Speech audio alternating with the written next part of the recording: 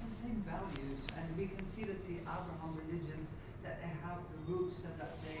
have the same prophets very often. But also when I hear the story of Lord Ram and how he comes back at Diwali, there are also many values and a lot of meaning in the story that reminds me also of other religions as well. So I feel that religion is really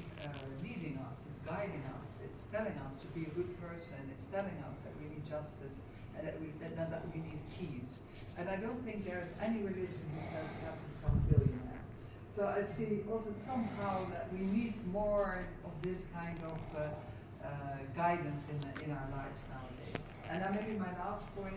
I also very much like what you said, sir, because I'm the first woman who's speaking here, and I hope that maybe there will be another one who will raise her voice as well. Because I like very much what you said as well, that in religion there's an equality between men and women, and that we're actually partners in this world to make it a better place and to raise